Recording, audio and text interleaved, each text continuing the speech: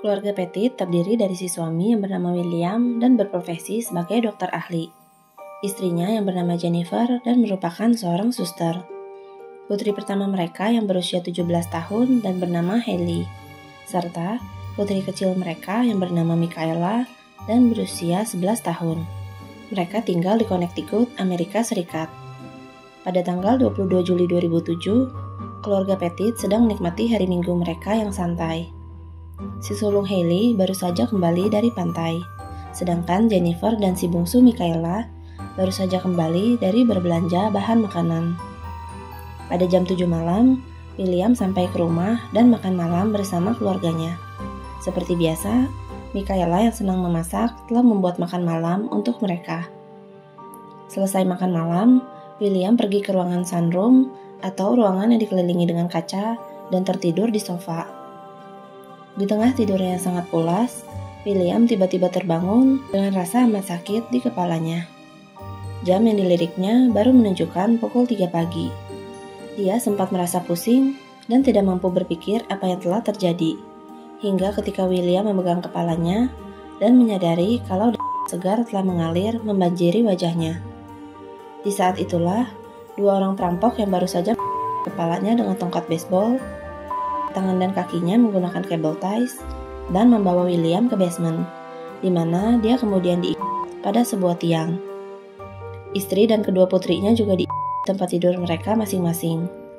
Lalu si perampok mulai meminta sejumlah uang pada William dan menanyakan lokasi brankas. William menjawab kalau di rumah itu tidak terdapat brankas, sehingga kedua perampok itu memutuskan untuk mencari uang yang dapat mereka temukan.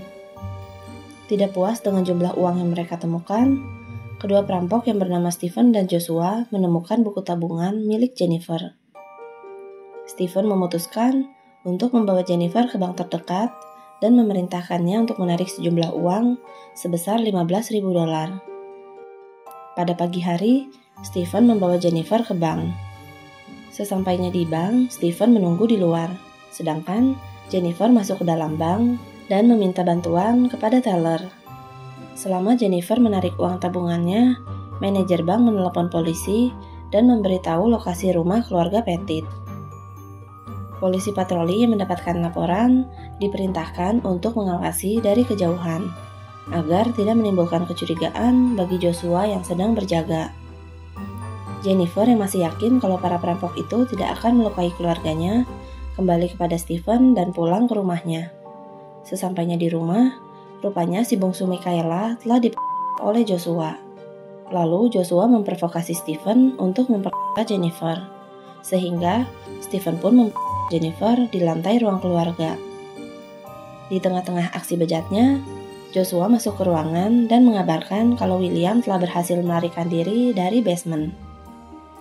Stephen yang kesal segera Jennifer sampai tewas. Lalu, Stephen menuangkan 2 galon bensin yang telah dia persiapkan ke sekeliling rumah, termasuk dalam kamar Hailey dan Michaela yang masih dalam kondisi Kedua perampok itu pun membakar rumah keluarga Petit dan kabur dari sana. Tapi 1 blok kemudian, keduanya segera ditangkap oleh polisi yang sudah berjaga. William yang berhasil melarikan diri, rupanya merangkak di kebun tetangganya dan meminta bantuan. Pada saat itu, William sudah dalam kondisi kritis karena kehilangan banyak. Dia pun pingsan dan segera mendapatkan perawatan. Sedangkan, kedua putrinya ditemukan telah tewas karena menghirup banyak asap.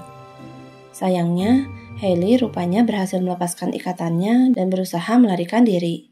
Tapi ketika mencapai puncak tangga, Hailey tidak mampu bertahan. Dia pun meninggal karena kehabisan oksigen. Hasil otopsi menunjukkan kalau ditemukan senyawa pemutih pada pakaian Michaela, yang mengindikasikan kalau Joshua sempat berusaha menghapus bukti pembunuhan pada tubuh si bungsu. Bukti berupa foto-foto yang sempat diambil Joshua saat melakukan aksi bejatnya tidak mampu disangkal lagi olehnya. Joshua dan Stephen pun diadili 3 tahun kemudian, atau pada tahun 2010.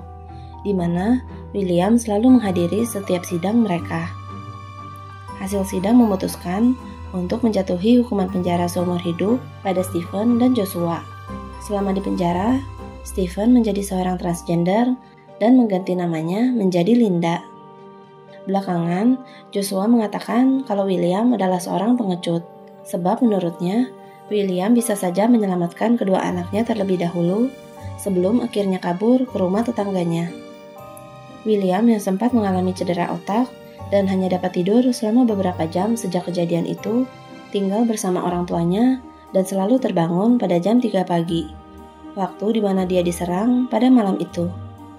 Dia perlahan mampu pulih dengan dibantu oleh kekasihnya yang bernama Christine dan lebih muda 20 tahun darinya. Hingga keduanya menikah pada tahun 2012 dan dikaruniai seorang putra pada tahun 2013. Subscribe akun YouTube aku untuk dengerin cerita lainnya, biar aku yang bacain dan kamu yang dengerin.